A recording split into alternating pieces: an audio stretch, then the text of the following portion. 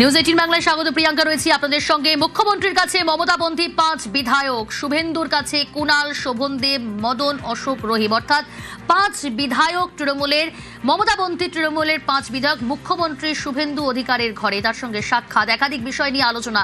কি বিষয় নিয়ে আলোচনা, কি হলো আজকে জানাবে আবির, রয়েছে আমার সঙ্গে। আবির, এই বেলেঘাটার বিধায়ক তিনি প্রাক্তন মেয়র পরিষদ স্বপন সমাদ্দার গ্রেপ্তারের পরে মুখ্যমন্ত্রীকে একটা বার্তা পাঠিয়েছিলেন এবং উল্লেখ করেছিলেন যে বিভিন্ন জায়গাতে হয়রানির শিকার হচ্ছেন বহু জায়গাতে নেতা কর্মীদের উপর পুলিশি হেনস্থা হচ্ছে। এর মধ্যে সত্যিকারের অপরাধ যদি হয় তাহলে কিছু বলার নেই, কিন্তু বহু ক্ষেত্রে রাজনৈতিক উদ্দেশ্য দেখা হচ্ছে।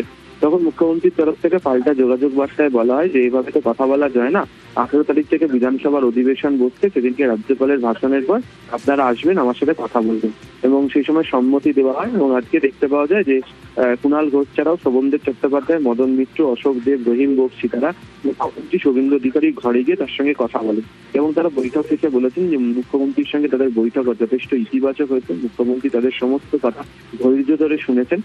পরিষদীয় মন্ত্রী ওই বৈঠকের সময় সেখানে উপস্থিত ছিলেন। তারা তাকে দাবি করেছেন যে তাদের জন্য যেন একটি আলাদা বিধানসভাতে ঘরের ব্যবস্থা করা হয় বসার জন্য, এবং যে বক্তৃতা বা যখন অধিবেশন চলবে তখন তাদের জন্য যেন যথেষ্ট সময় যেন বরাদ্দ করায় বক্তব্য রাখার জন্য।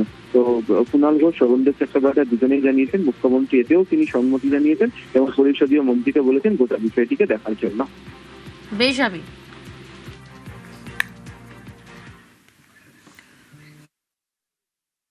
আমরা দলে এখানে নির্বাচিত প্রতিনিধি হয়ে এসেছি। আজকে আমি ছিলাম, কুণাল ছিল, মদন ছিল, রূপবানও ছিল, রহিম বক্সি, অশোক দেব ছিল, রহিম বক্সি ছিল।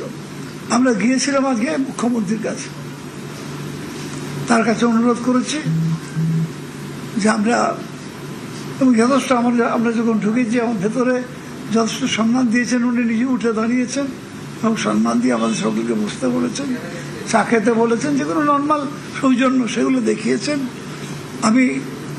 আমরা যে কিছু ব্যাপারে কথা বলেছি, বিশেষ ছিল ব্যাপারটা যেটা আমরা এখানে বসার জায়গা, ঘর, আমাদের বলার সময়, এগুলো আমরা বিশেষভাবে চেয়েছি ওদের কাছে এবং সেগুলো এগ্রি করেছে।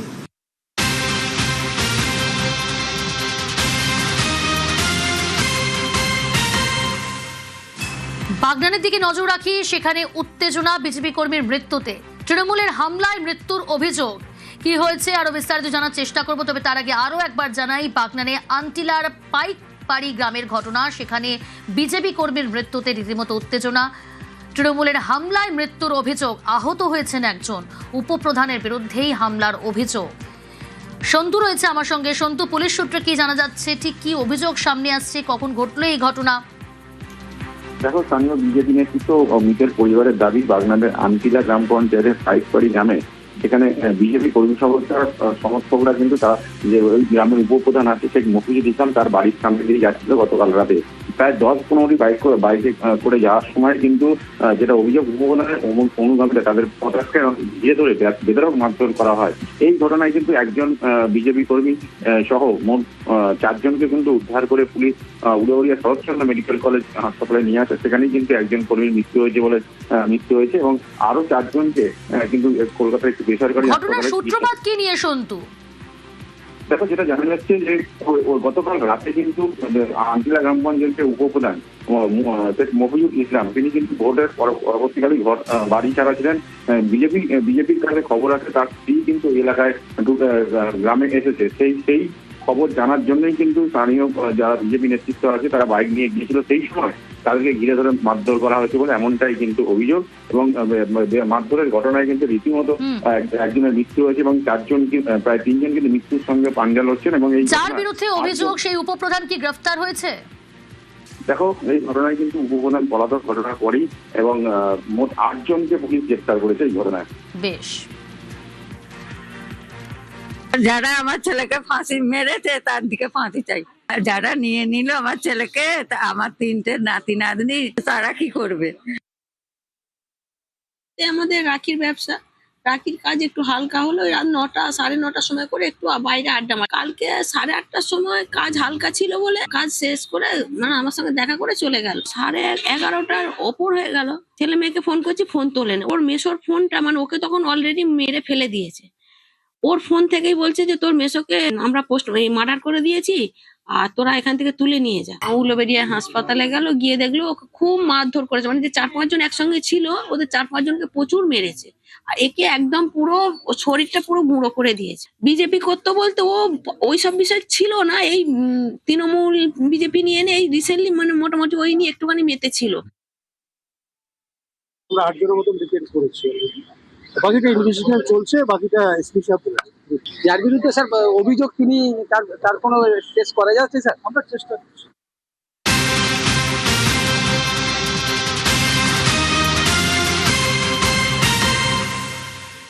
নন্দীগ্রামে বয়াল পঞ্চায়েতে ফের বিজেপির প্রধান। বয়াল পঞ্চায়েতের নতুন প্রধান বিজেপির রাধাকান্ত দাস। 2023-এ পঞ্চায়েত ভোটে বিজেপির টিকিটেই জিতেছিলেন শিউলি কর। কে শিউলি কর? নন্দীগ্রামের তৃণমূল প্রার্থী হয়েছিলেন পবিত্র কর, তার স্ত্রী শিউলি কর। কিন্তু এবার আবারও বিজেপির দখলে, বিজেপির প্রধান নন্দীগ্রামে বয়াল পঞ্চায়েত। আরো ডিটেল জানবো, সুজিত রয়েছে আমার সঙ্গে। সুজিত, নন্দীগ্রামের তৃণমূলের কাছ থেকে নিজেদের যে প্রধান, যে ক্ষমতা থাকার কথা বিজেপি, সেই প্রধান ফিরে পেলেন বলা যায়। আসলে 26-এর ভোটে পবিত্র কর তৃণমূল প্রার্থী হওয়ার পর সেখানে কিন্তু তারা পদত্যাগ করেননি। বিজেপি থেকে জেতার পর প্রধান হয়েছিল তার স্ত্রী, কিন্তু শেষমেশ ভোটে হেরে এখন আইনিভাবে ঘরছাড়া অবস্থায় থাকা পবিত্র কর এবং তার স্ত্রী প্রধান সিট ছাড়ার পর শেষে আজকে দেখা গেল যে ক্ষমতার আবারও বদল হলো।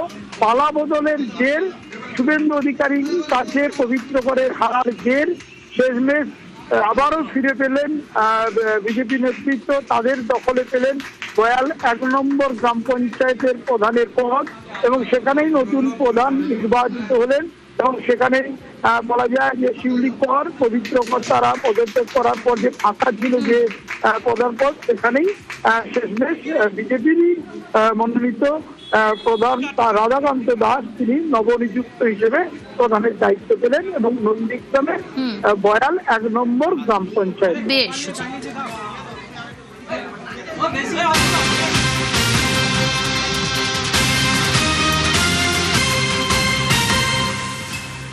আরিয়াদহে জমি দখল, পুকুর ভরাটের অভিযোগ। কাঠগড়ায় মদন ঘনিষ্ঠ প্রমোটার জয়ন্ত ঘোষ। বিক্ষোভকারীরা বিক্ষোভ দেখান, তারা প্রতিবাদ করেন যে পুকুর ভরাট করে আবাসন তৈরি করা হচ্ছে। প্রমোটারের বিরুদ্ধে ক্ষোভ উগরে দেন তারা। আর সেই প্রমোটার মদন মিত্র ঘনিষ্ঠ বলেই জানা যাচ্ছে। ঠিক কি অভিযোগ স্থানীয় বাসিন্দাদের, কে সেই প্রমোটার, জানার চেষ্টা করব। সুবীর রয়েছে আমার সঙ্গে। সুবীর, দেখো, কামারহাটি পৌরসভার আরিয়াদহ দোলপিরি এলাকাতে যেখানে যেটা অভিযোগ, সেখানে তরুণ দল স্পোর্টিং ক্লাব বলে একটি ক্লাব রয়েছে। সেই ক্লাবের জমি দীর্ঘদিন ধরে কিন্তু দখল করে রেখেছেন জয়ন্ত ঘোষ, যার ডাকনাম রাজু নামে পরিচিত, এবং তিনি মদন মিত্রের ঘনিষ্ঠ। বারংবার ক্লাবের সদস্যরা তারা বলছেন যে সেই ক্লাবের জমি রেজিস্ট্রি করে দেওয়ার জন্য ক্লাবকে, কিন্তু টালবাহানা করছেন তিনি দীর্ঘদিন ধরে। পাশাপাশি তার পাশেই একটি আবাসন তৈরি হয়েছে, যে আবাসন কিন্তু এলাকাবাসী তারা বিক্ষোভ দেখিয়েছেন এবং তারা বলছেন যে এইভাবেই তৃণমূল আমলে এইভাবেই কিন্তু মদন মিত্রের মাথার উপরে হাত ছিল জয়ন্ত ঘোষের, সেই কারণে এইভাবে অবৈধ এবং বেআইনি কাজ কিন্তু তিনি এলাকায় করে গিয়েছেন। আগামী দিনে যাতে এই বেআইনি কাজ বন্ধ করা যায় তিনি কিন্তু এলাকাবাসী তারা শুধু বিক্ষোভ দেখিয়েছেন। বেশ। বিএলআরও মন্তব্যতে ঢুকিয়ে দিয়েছে যে 9 বছর ধরে দক্ষিণেশ্বর তরুণ দল স্পোর্টিং ক্লাবের মাঠ, যেটা রাজু ঘোষ নিজে নোটারি করে আমাদের সাথে চুক্তিবদ্ধ হয়েছিল যে মাঠ ক্লাব আমাদেরকে রেজিস্ট্রি দেবে।